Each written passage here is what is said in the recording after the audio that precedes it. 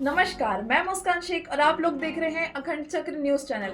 आप सभी का स्वागत है अखंड चक्र न्यूज चैनल में और चलिए आपको दिखाते हैं आज की खास खबर। मध्य प्रदेश के मुख्यमंत्री जी आज बड़नगर में पधारे। कबरा हॉस्पिटल की मुस्काएंगे, नई घास के नए फर्श पर फिर नए पाम खिलाएंगे। जोरदार तालियां आप तक फिर नहीं बजेंगे।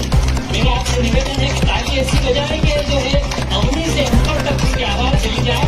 और परम आदरणीय डॉक्टर मुख्यमंत्री आप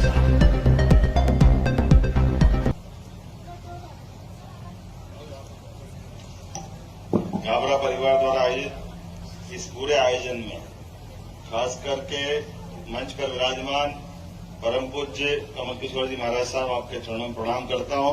अभिनंदन करें माननीय महाराज जी का। हम सब अपने अपने स्थान पर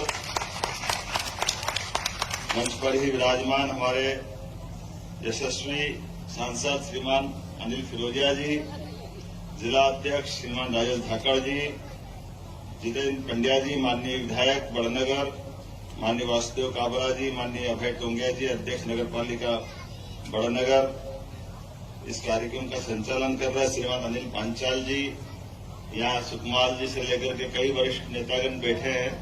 मैं आप सबके माध्यम से आज बड़नगर के अंदर, यद्यपि हम सब जानते हैं कि काबरा परिवार की पहचान चिकित्सा क्षेत्र से स्टेट के टाइम से जुड़ी हुई।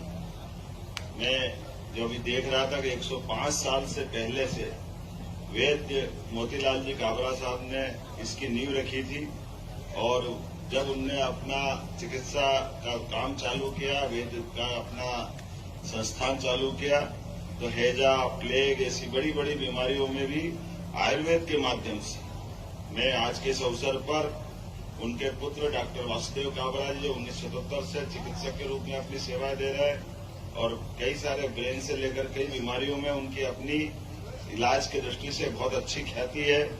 डॉक्टर चारू काबरा 2009 से, डॉक्टर प्रखर काबरा 2017 से, पुत्रवधू डॉक्टर कृति काबरा।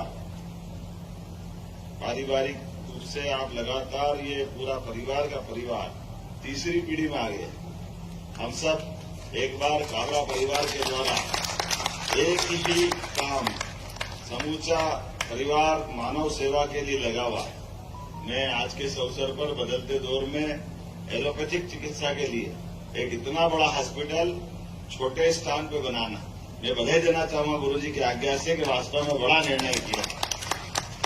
आमतौर पे बड़ी बड़ी जगह सब जाते हैं, बड़े धन कमाने की इच्छा होती है, बहुत सारी चीजें हैं, लेकिन आज के इस अवसर पर 4 डॉक्टर और अपने उस परिवार की बहुत लंबी खाती जिसके भरोसे से हम बैठे हैं। लेकिन ये बात भी सही है, हॉस्पिटल हो या कंट्रोल की दुकान, हम सब कामना करते भगवान करे हॉस्पिटल में काम नहीं पड़े किसी का, लेकिन काम अगर पड़े तो भगवान के साथ साथ अगर हमको ध्यान में आता तो डॉक्टर का ध्यान में आता, हॉस्पिटल का आता है। ये मानव शरीर का पिंड हमारे अपने लिए परमात्मा ने कई व्याधि और कई प्रकार की चीजों के साथ हमको इस मृत्यु लोक में भेजा है। और ऐसे में जब परमात्मा ने हमको ये अपनी इस खास करके अपन इसको इस रूप में भी मान ले, ये हमारे लिए ईश्वर का वरदान है हमारा शरीर। लेकिन ईश्वर का वरदान शरीर का अंतर कैसा है कि ईश्वर का वरदान होने के बावजूद भी ईश्वर हमारे शरीर में विद्यमान है, लेकिन हमारे शरीर में विद्यमान होकर के वो हमारी अच्छाई बुराई, हमारे सारे कर्मों के लिए हमको वो अपने को मौका देता है। इसमें उनका स्वयं का कोई योगदान उस नाते से नहीं कि अगर आप गलत काम करोगे तो भगवान उसके लिए दोषी है। भगवान ने आपको मृत्यु लोक में सबके अपने कर्म के सिद्धांत के आधार पर परमात्मा ने आपको पिंड दिया है। ये उसी प्रकार से दिया है जैसे जल से बर्फ बनती है, बनेगी जल से ही बर्फ, लेकिन बर्फ बनने के बाद जल उसमें नहीं दिखाई नहीं देगा। जब बर्फ फिर पिघल जाएगी तो वापस जल बन जाएगी। ऐसे परमात्मा ने हमको जो पिंड बना के दिया, परमात्मा हमसे उम्मीद करता है कि वापस हमको उस रूप में ही मिलो जिस रूप में हमने भेजा था। जाने अनजाने हमारे जीवन के ऐसे कई झंझावातों में, हमारे फिसलन भरी दुनिया में कई बार हमसे गलतियां हो जाती। कई बार हमारे लिए जो न चाहते हुए जाने अनजाने कई बार ऐसे कदम जब उठते हैं तो हम सब सौभाग्यशाली है। दुनिया में एकमात्र देश भारत है जहां ऐसे हमारे संतगण हमारा मार्गदर्शन करते हैं और हमें फिसलती दुनिया में हाथ थाम करके सदमार्ग की तरफ लाते हैं, हमको सही राह दिखाते हैं, सनातन संस्कृति से जोड़ते हैं, हमारी प्रकृति से जोड़ते हैं और परमात्मा की लीला है। हमारे यहाँ सांसारिक जीवन में आज मनुष्य की दृष्टि से भारत में ही एकमात्र जगह है, वो है जहां पर ऋषि और मुनि दोनों प्रकार से मार्गदर्शन करने के लिए हमारी संत परंपरा लंबे समय से विद्यमान है। जैसे मुनि गृहस्थी बनाते नहीं है, वो ब्रह्मचारी का मार्ग अपना करके अपनी जिंदगी की राह एक पकड़ते हैं और स्वयं साधना करते हुए आगे बढ़ते हैं। लेकिन ऋषिगण अपना जीवन तो बचाते हैं, परिवार की गृहस्थी का पालन भी करते हैं, लेकिन न्यूनतम आवश्यकता में अपने जीवन की जो जरूरत है उसका पूरा करते करते पूरा जीवन समाज सेवा के लिए लगाते हैं। ये जो ऋषिगण है वास्तव में इनके माध्यम से हमारा समाज सदैव अपनी एक अलग प्रकार से एक अपनी पहचान बनाता है। इसलिए इकबाल कहता है कुछ बात है कि हस्ती मिटती नहीं है हमारी, ये कुछ बात है तो ये सनातन की जो पद्धति है, इस पद्धति में ऐसे ऋषि मुनियों के कारण से जो हम बड़े बड़े नाम अपने सारे ऋषियों के ले सकते हैं, सारे महापुरुषों के ले सकते हैं, लेकिन आज के इस दौर में हमारे बीच ये एकमात्र भारतीय संस्कृति है जो हमको अपने साथ व्यक्ति के नाते से नहीं, व्यक्ति और समष्टि एक ही है। इसलिए हमारे यहाँ कहा गया यत पिंड है तत् ब्रह्मांड है, हमारा जैसा पिंड है वैसे ही ब्रह्मांड है। मैं डॉक्टरों के बीच में यहाँ बात करूंगा तो अतिशयोक्ति लगेगी। डॉक्टर से हमारी शारीरिक रचना में हम देखा जाए तो हमारे डॉक्टर के माध्यम से बताया जाए कि हमारे मुंह कितने हैं तो मालूम पड़ा कि एक ही मुंह बताएंगे, लेकिन एक मुंह हमारा गर्भनाल के साथ है, जो माँ के गर्भ से हमारा शरीर पोषित होता आगे बढ़ता है, और उसके बाद ये रोम रोम में हमारे मुंह है, हमारा शरीर तो रोम रोम के माध्यम से हमारे को दवाई इंजेक्ट करना तो कहीं भी इंजेक्शन लगाते हैं। मेरा एक बड़ा अच्छा कार्यकर्ता है, वो तो बड़ा मजाक में उनको रोकता भी हूँ, झाबुआ के अंदर है, वो इस खोपड़ी में इंजेक्शन लगाता। मैं बोलता भैया खोपड़ी में इंजेक्शन तो बड़ा मुश्किल जाता है, लेकिन अपने अपनी लाइन पकड़ लेते हैं। लेकिन ये बात सही है कि चिकित्सा के माध्यम से जब बीमारी होती है, व्याधि आती है, तो औषधि भी देखो, ये भी अद्भुत अपनी संसार है। परमात्मा कितना कृपावान है, हम सबके बीच में हम कभी इसकी निगाह दौड़ाएं तो हमको चारों तरफ दिखाई देगा। जैसे आपने सबने देखा आयुर्वेद के माध्यम से बढ़ा हुआ परिवार आज के दौर में वापस आयुर्वेद का महत्व मिल रहा है। कोविड के समय अगर जान बची है तो कोविड में आयुर्वेद के काढ़ा ने सबकी जान बचाई है, हम उसको भूलेंगे। आयुर्वेद का जो महत्व है, आयुर्वेद शुद्ध प्रकृति पर निर्भर है, हमारी भारतीय औषधि वनस्पतियों पर निर्भर है, और परमात्मा की भी लीला, वो जब बच्चों के रूप में हमारा लालन पालन करता है तो हमारे ऊपर चारों तरफ से वो अलग प्रकार की लीला के माध्यम से संबंध जोड़ता है। जैसे आयुर्वेद के डॉक्टर तो जानते हैं इस बात को कि जब कोई बीमारी होगी किसी भी क्षेत्र में, किसी भी जगह, तो आसपास ऐसी वनस्पति वहीं दिखाई देगी जिनके माध्यम से उस बीमारी का इलाज वहीं मिल जाए, उसमें कहीं दूर जाने की जरूरत नहीं, सारी चीज उसके आसपास ही होती है। और धीरे धीरे हम अगर अपन इस बात को गौर से देखेंगे तो हम अपनी औषधि को हमारी दिनचर्या में ले आए। ये दुनिया में एकमात्र देश है भारत जिसके अपने किचन के अंदर हल्दी का उपयोग खाने में होता है कि दवाई में आज तक मालूम ही नहीं पड़ा, हम सब खा रहे हैं। ये थैलम के अंदर हल्दी के माध्यम से निरोगी काया का जो अपने घर के अंदर दवाई का नुस्खा है, अपने लिए पोटली के आधार पर कोई फोड़ा फुंसी हो जाए तो अपने दादी माँ का बटवा सदैव तैयार रहता।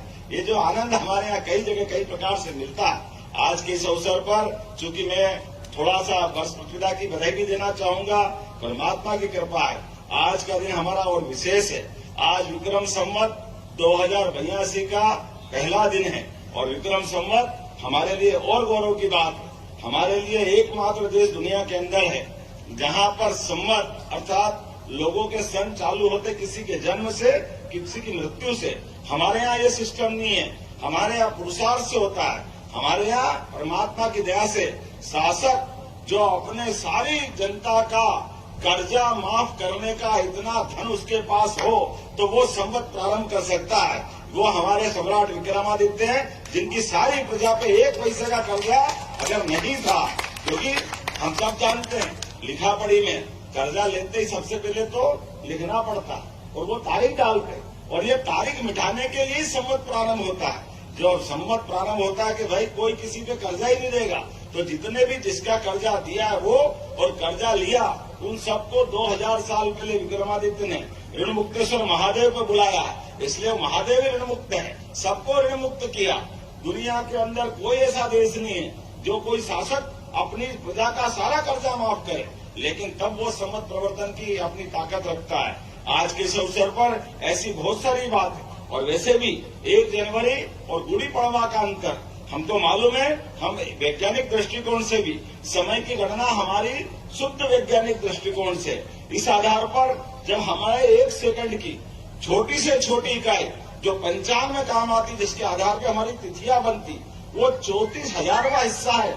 1 सेकंड का 34,000वां हिस्सा ये हमारी समय की गणना से तिथि बनती है। इसलिए हमने अपने जंतर मंतर के पास वैदिक घड़ी बनवाई है। वैदिक घड़ी दुनिया के अंदर दिखाया है कि सामान्य घड़ी तो सब रख लेंगे, लेकिन ये हमारी वेद काल के समय से प्राचीन गणना की जो पद्धति है, इसके कारण से काल की नगरी महाकाल की नगरी, अर्थात काल का समय का निर्धारण भी शुद्ध रीति से होना चाहिए। इसलिए खगोलीय दृष्टि से भी हमारा अपना जो सनातन समाज है वो बहुत उन्नत अवस्था में है। इसलिए पंडित जी पूजा भी कराएंगे तो नवग्रह की पूजा कराएंगे। दुनिया में किसी देश में चले जाओ, किसी को समझ में नहीं आता कि आप नवग्रह की पूजा क्यों कराते। अरे नवग्रह की पूजा इसलिए कराते कि नवग्रह भी हमारे, नक्षत्र भी हमारे, ब्रह्मांड भी हमारा, और इस ब्रह्मांड के बाहर भी कुछ है वो भी हमारा, जिसको देखने के लिए हमारी आंखें कम पड़ जाए तो भगवान कृष्ण के माध्यम से वो ज्ञान चक्षु देने वाले ऋषि तुल्य संत हमारे बीच विराजमान है, जिनके माध्यम से दुनिया गीता में आज हमारे सामने दिखाई देती है। मैं आज के इस अवसर पर भगवान कृष्ण के उस काल को याद करते हुए आज जब आपके बीच बात कर रहा हूँ तो मुझे मालूम पड़ा कि 1 बीघा में तो ये हॉस्पिटल बना है, लेकिन 9 बीघा और बची है। तो मैं उम्मीद करता हूँ कि आपकी आयुर्वेद की परंपरा है, तो वेलनेस सेंटर के माध्यम से आप आयुर्वेदिक कॉलेज भी खोलें, आयुर्वेदिक हॉस्पिटल भी खोलें। ये मैं आपसे विनम्रता के साथ निवेदन करना चाहूंगा। आयुर्वेद के माध्यम से भी वेलनेस होता है, मूलतः तो वहीं से गाड़ी बढ़ती है। और इसी प्रकार से नेचुरोपैथी में भी बात करें। मैं आपको इस बात को इसीलिए भी कह रहा हूँ कि मैंने अभी सरकार बनने के बाद सभी सेक्टर में समान रूप से आगे बढ़ाने के लिए अकेले इस बढ़नगर के अंदर 3,500 का सीमेंट प्लांट यहाँ बनने वाला 3,500 करोड़ का, वो कहते सीमेंट प्लांट इतना बड़ा, लेकिन वो अपनी जगह लगेगा। लेकिन जब मैं आपसे अपनी टूरिज्म की बात करता हूँ या अपने चिकित्सक की बात करता हूँ, तो मेडिकल टूरिज्म में भी हमारी सरकार ने पॉलिसियां बनाई। उन पॉलिसियों के बलबूते पर मेडिकल टूरिज्म में अगर आप बढ़ेंगे तो सरकार आपको भी अनुदान देगी। अभी आपने पूरे जेब से पूरा पैसा लगा के हॉस्पिटल बनाया हुआ, इस हॉस्पिटल में भी हम अनुदान देने वाले। हमारे यहाँ आप आवेदन करिए। हमने कहा कि हमारे छोटे छोटे स्थान पर हॉस्पिटल खुलना चाहिए। हॉस्पिटल कोई खोलता है, अकेले के तो नहीं खोलता, तो कई लोगों की जिंदगी बचाता है। जैसे में सरकार के द्वारा उनको भी मदद करना चाहिए। तो हमने केवल इंडस्ट्री में नहीं, हॉस्पिटल में भी और उससे आगे बढ़ करके अगर आप मेडिकल टूरिज्म के सेक्टर में चलेंगे उसमें भी अनुदान देंगे। महाराज जी ने गौशाला को लेकर के पूरे देश में एक विशेष साख बनाई, और वो भी तब जब गौशाला के लिए बहुत कठिन दौर था, गौ माता की कोई बात नहीं करता। मैं एक बार जोरदार अभिनंदन करूं माननीय महाराज जी का, जिनके मन में 24 घंटे श्रीमद गीता की बात करते हैं, भगवान कृष्ण की बात करते हैं, तो गीता में भगवान कृष्ण का कर्मवाद का सिद्धांत छिपा है, जिसके माध्यम से उनने गोपाल की भगवान की भूमिका भी नहीं भूली। जिनके घर गाय वो घर घर गोपाल, और जिनके घर गाय का कुल वो घर घर गोकुल। तो अपन तो वृंदावन बनाने निकले हैं, ये बनना चाहिए कि नहीं बनना चाहिए? गोकुल वृंदावन बनेगा तो आनंद ही अलग रहेगा। तो आज के इस अवसर पर हमने बहुत सारी योजना बनाई, लेकिन मैंने महाराज जी से विनम्रता से माफी मांग ली है और उनसे अनुमति भी ली है कि मैं बोल करके यहाँ से 2 कार्यक्रम और करके मुझे उज्जैन जाना है, और 3-4 कार्यक्रम और है जिसमें गवर्नर, शिक्षा मंत्री, कानून मंत्री, भारत सरकार वो सब मेरा इंतजार कर रहे हैं। मैं महाराज जी ने कहा सब काम छोड़ करके उनको सरकार में बिठाया, तो सरकार का काम पहली प्रायोरिटी से करो। ये महाराज जी ने आशीर्वाद दिया, मैं आपका विनम्रता से पुनः अभिनंदन करता हूँ और उम्मीद करूंगा कि ऐसे और विषयों पे बार बार मिलते रहेंगे। एक बार फिर बढ़नगर वासियों का मैं अभिनंदन करता हूँ और एक अच्छी सौगात के लिए गाबरा परिवार को बधाई देता हूँ। बहुत बहुत धन्यवाद।